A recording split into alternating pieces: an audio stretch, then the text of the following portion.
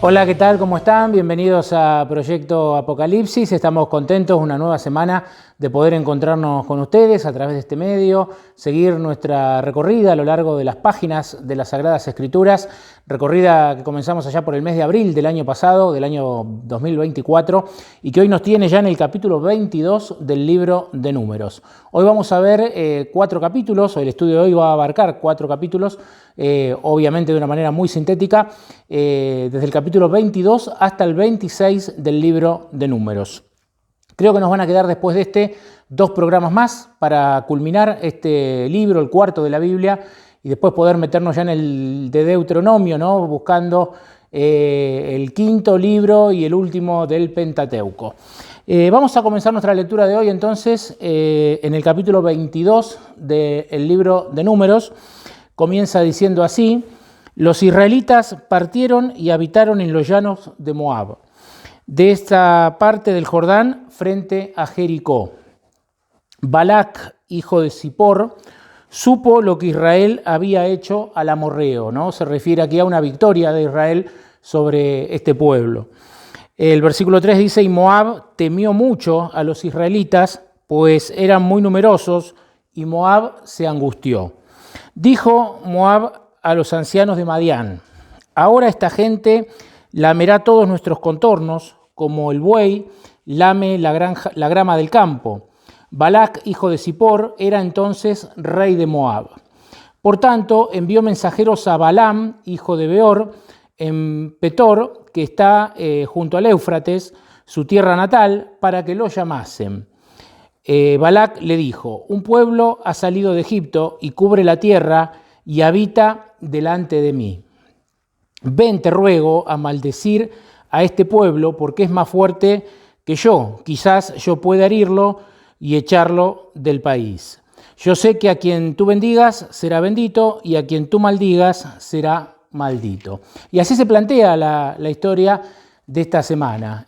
Moab, a través de su rey, Balac, temió al ver al pueblo de Israel cercano a sus tierras, tuvo miedo de lo que Israel había hecho ya con otro enemigo, con los amorreos, y entonces Balac, el rey de los moabitas, pensó en ir a buscar a un profeta para que pudiese maldecir al pueblo de Israel.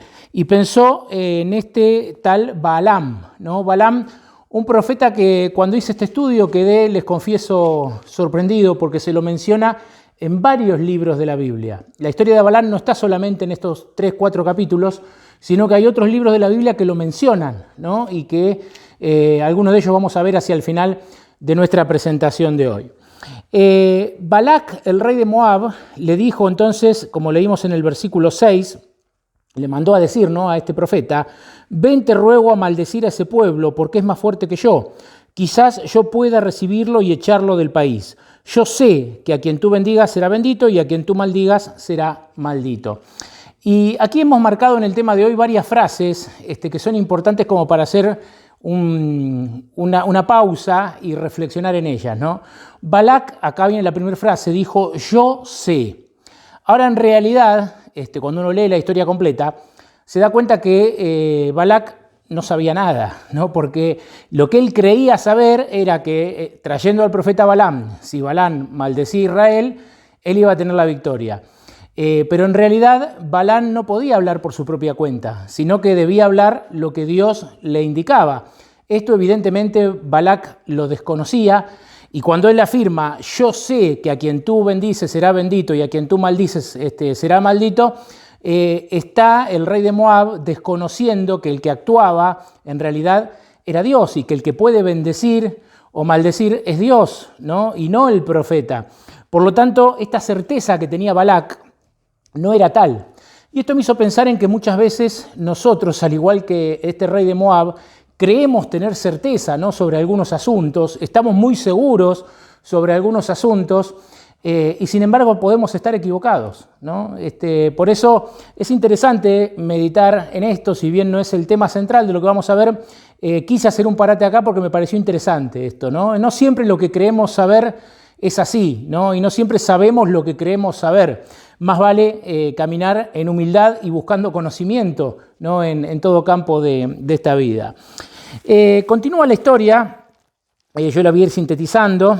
En el versículo 8 llegan los enviados de Balac, el rey de Moab, a Balaam, que era este profeta, y él les dijo: reposen aquí esta noche y les diré lo que el Señor me hable. Así los príncipes de Moab se quedaron con Balaam. Y vino Dios a Balaam y le dijo: ¿qué varones son estos que están contigo? Y le dice, Balaam respondió a Dios: Balac, hijo de Zippor, rey de Moab, ha enviado a decirme: ha salido de Egipto un pueblo que cubre la tierra, ven a maldecirlo, quizá podré pelear contra él y echarlo. Y el versículo 17 añade: entonces dijo Dios a Balaam: no vayas con ellos, ni maldigas al pueblo, porque es bendito.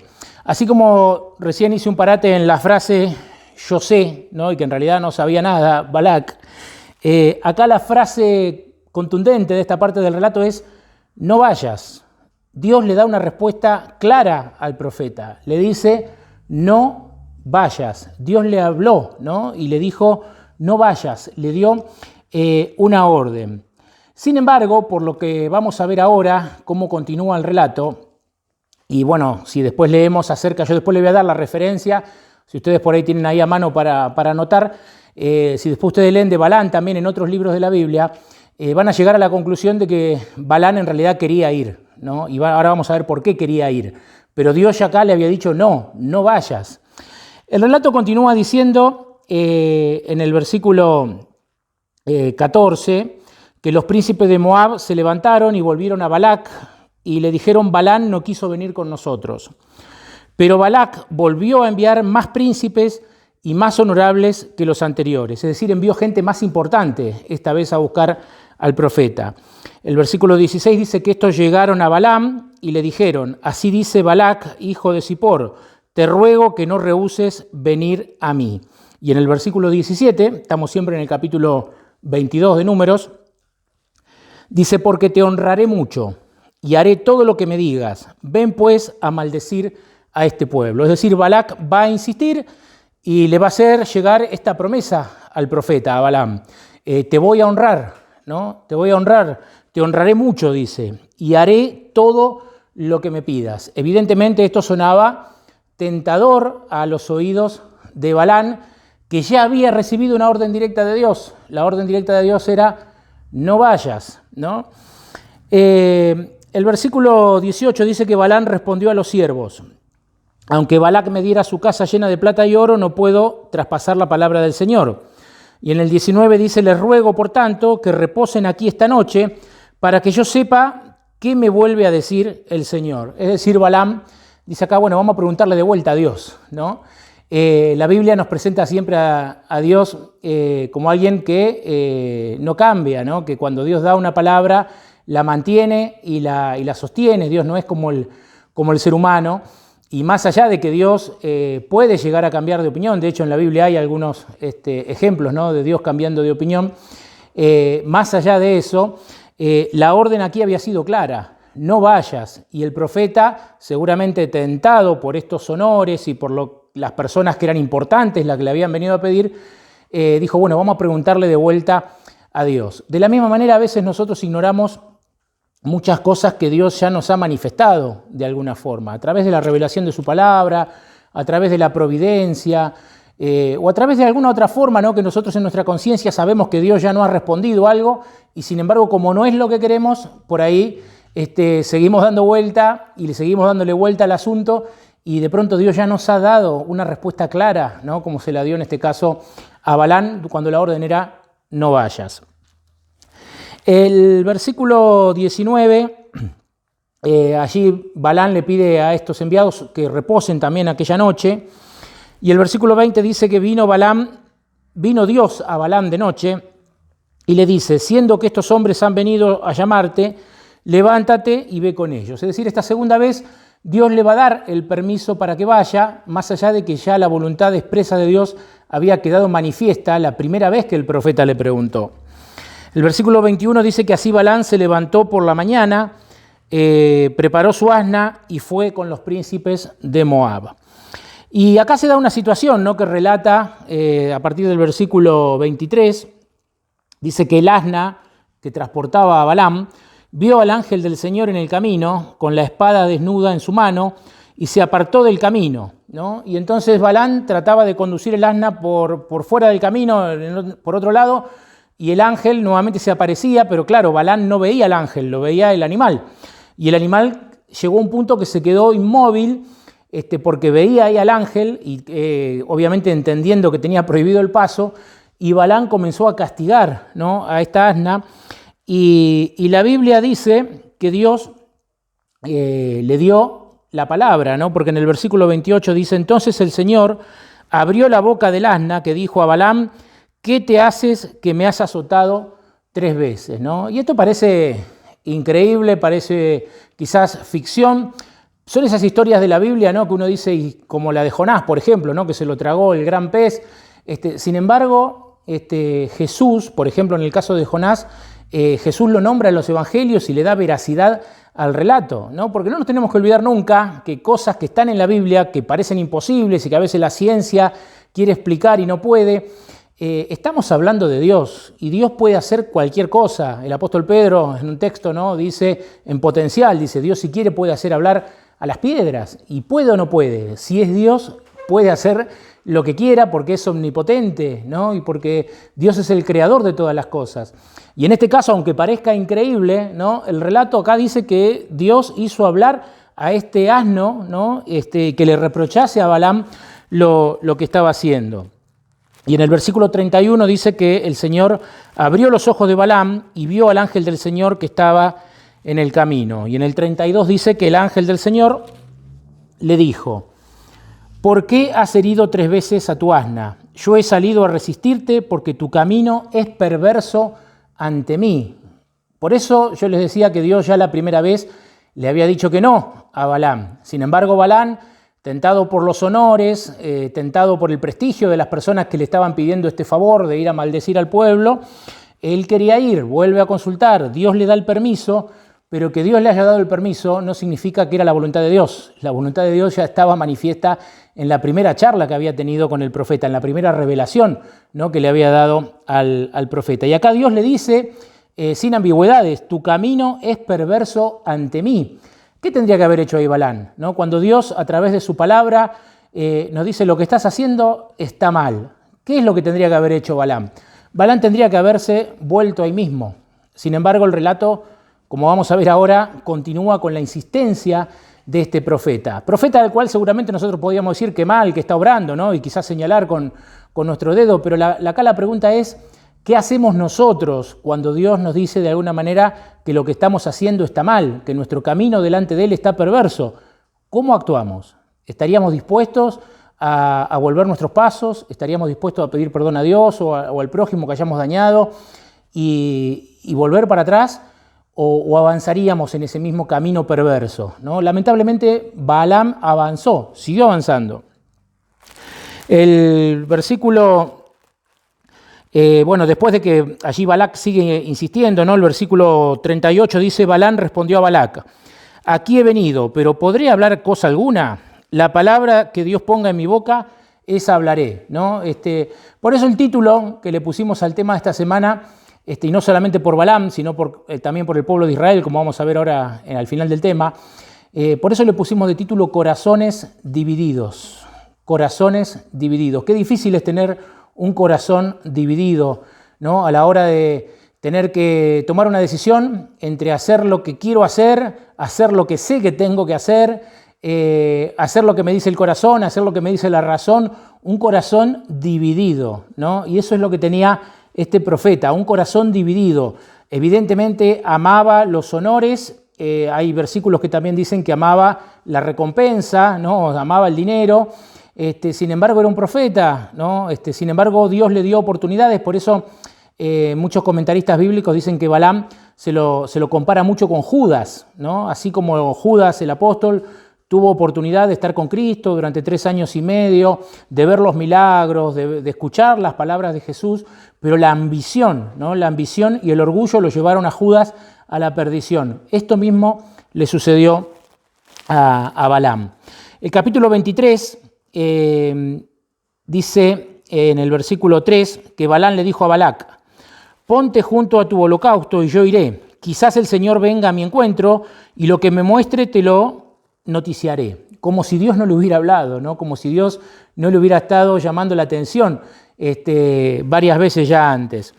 Y entonces, bueno, acá aparece el relato de cuando finalmente Balaam va hacia un lugar desde el cual visualiza al pueblo de Israel, pero hay algo que Balaam no podía hacer, y era hablar en contra de la manifestación divina, ¿no? Entonces, aunque él estaba ahí con la idea de ver si podía maldecir al pueblo y recibir los honores y recibir el dinero de parte de Balac, el rey de Moab, aunque él estaba ahí por ese propósito, él no podía ir en contra de la manifestación divina. Y Dios le hizo bendecir al pueblo en vez de maldecirlo.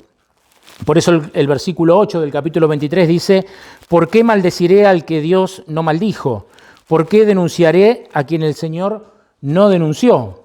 Y el versículo 11 dice: entonces Balac dijo a Balaam: ¿qué has hecho? Te traje para que maldigas a mis enemigos y has pronunciado bendición. Más adelante, ¿qué es lo que hace Balac? Lo lleva a otro lugar. Le dice: vamos a cambiar de lugar, a ver si desde este otro lugar distinto podés maldecirlo. Lo lleva a otro lugar y sucede lo mismo, ¿no? Aparece otra bendición en lugar de maldición. Y es más, en el versículo 23 dice: contra Jacob, o sea, contra el pueblo de Israel, no hay agüero ni adivinación contra Israel. No había nada que hacer, no había maldición posible si Dios estaba con Moisés y con su pueblo. Una tercera vez, Balac se lo lleva a otro lugar, ¿no? A ver si cambiando de lugar lograba que el profeta maldiga al pueblo. En el versículo 10 dice que entonces se encendió la ira de Balac contra Balaam y batiendo sus palmas le dijo: para maldecir a mis enemigos te llamé y 3 veces lo has bendecido ya. Y ahí viene la tercera y última bendición, ¿no? En lugar de maldición. Y hay un versículo interesante que es el 17, capítulo 24, versículo 17, donde dice: lo veré pero no ahora, lo miraré pero no de cerca, saldrá estrella de Jacob, se levantará cetro en Israel, herirá a los cantones de Moab y destruirá a todos los hijos de Set. Interesante esta profecía. Estrella saldrá de Jacob, se levantó cetro en Israel. Los estudiosos de la Biblia reconocen esta profecía como lo que se conocen dentro de las profecías mesiánicas. Es una profecía acerca de Cristo, ¿no? De hecho, también se cree que en parte, ¿no?, además de haber estudiado las profecías de Daniel y quizás también la del profeta Isaías, esto de estrella saldrá de Jacob, ¿no? ¿A qué le suena? La estrella de Belén, ¿no?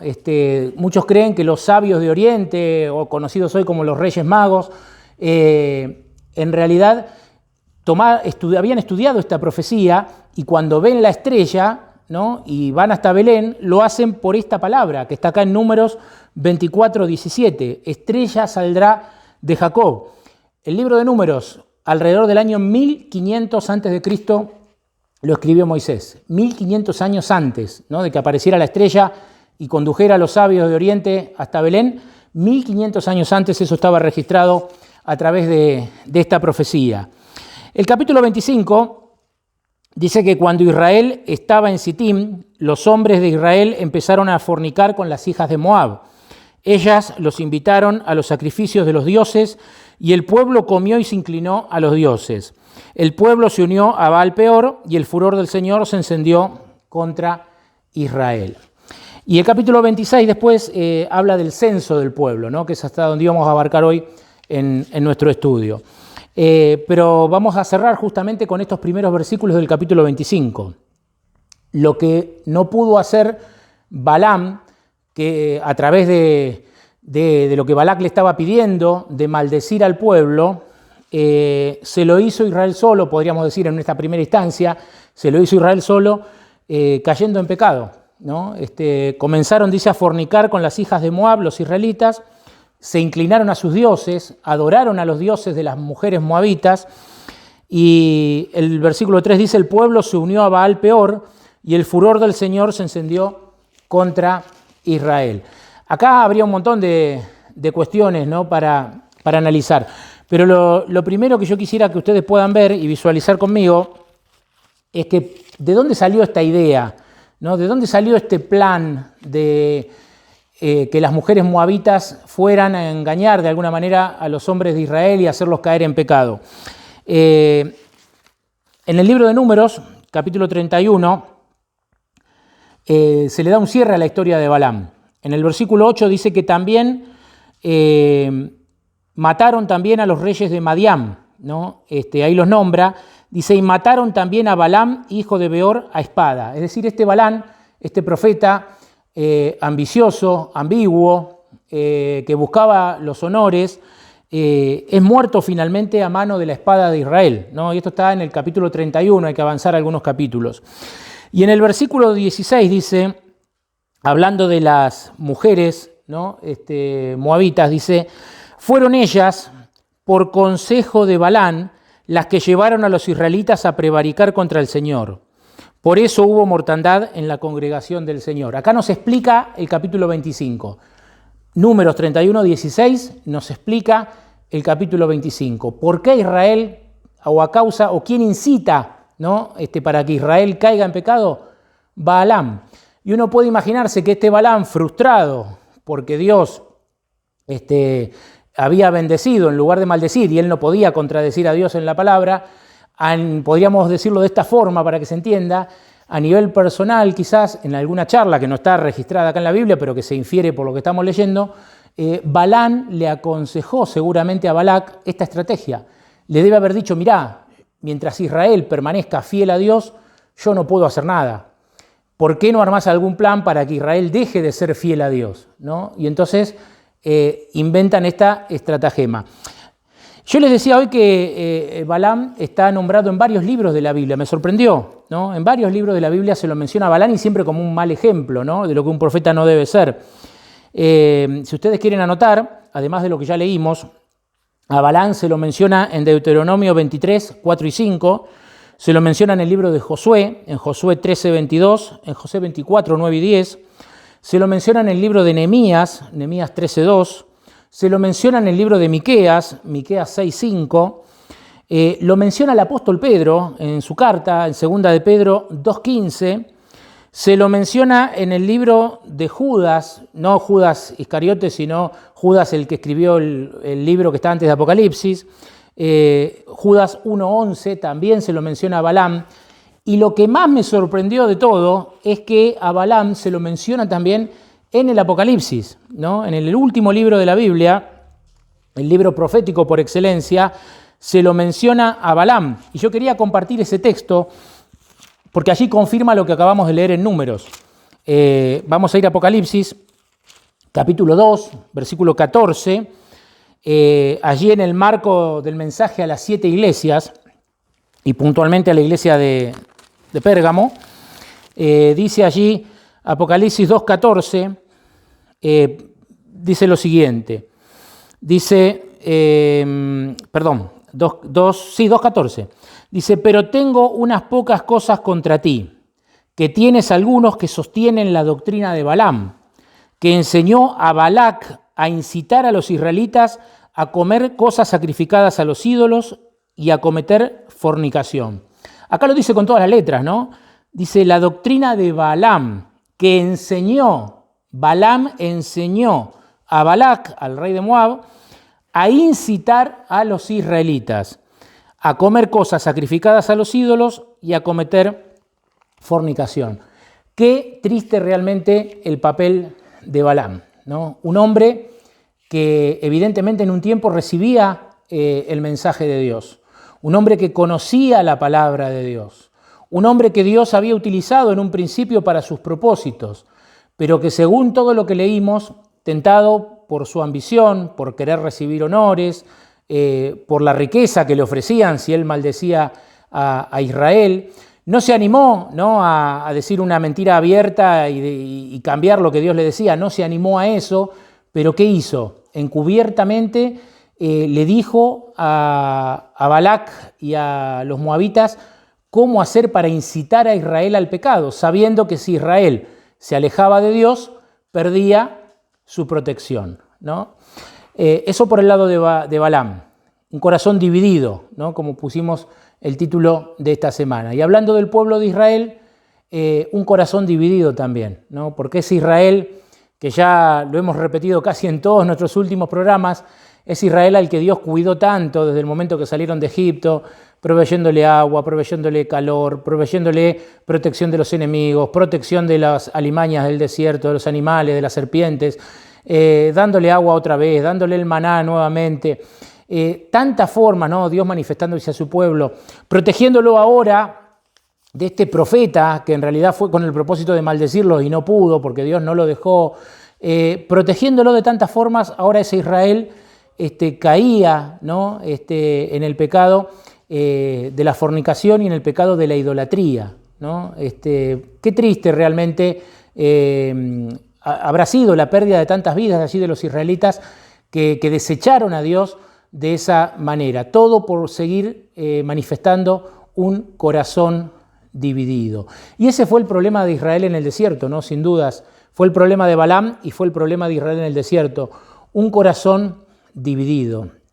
Por eso más adelante, y lo vamos a estudiar seguramente en algunos meses, en el libro de Josué hay un llamado, ¿no? Que Josué le hace en determinado momento al pueblo, ya ahí al final del libro de Josué, dirigiéndose al pueblo le dice: ¿hasta cuándo? ¿No? Dice: ¿hasta cuándo claudicaréis vosotros entre dos pensamientos?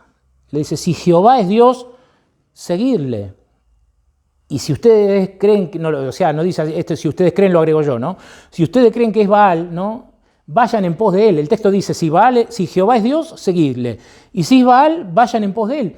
Es decir, cada uno tiene la oportunidad de elegir y decidir, ¿no? El rumbo que quiere tomar en su vida. ¿Crees en Dios?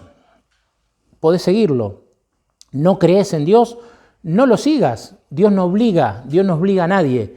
Pero lo que Dios no quiere es que vivamos lo voy a decir con estos términos, que no vivamos la tragedia de un corazón dividido, ¿no? Pretender ser cristianos y vivir una doble vida, ¿no? Amar los honores, amar la riqueza, amar el pecado, amar lo que Dios no quiere para nuestra vida, y después quizá una vez a la semana ponernos un traje, ir a una iglesia, aparentar otra cosa. Qué tragedia es el corazón dividido, ¿no? Alguien dijo alguna vez que es una gran tragedia porque al no tomar esa decisión no vas a recibir la salvación en Cristo Jesús, ¿no? Por ese corazón dividido, porque Dios requiere una entrega total y absoluta de nosotros, pero tampoco decidiste hacer lo contrario y viviste los años que tengas en esta tierra con el derecho de decir: no quiero saber nada con mi Creador, no quiero saber nada con Dios. Tampoco disfrutaste, ¿no? Entre comillas, permítanme decirlo. Es como que un corazón dividido, una vida doble, ¿no? Qué triste. Y Dios nos llama a salir de eso, ¿no? Dios nos llama a una entrega total, a una comunión total para poder vivir en su presencia, disfrutar de la presencia de Dios en nuestra vida, disfrutar del gozo, la paz, la seguridad, la tranquilidad de conciencia que una vida tal puede traer a nosotros. Que Dios los bendiga, que tengan una muy bonita semana y si el Señor lo permite nos encontraremos en 7 días con un nuevo video.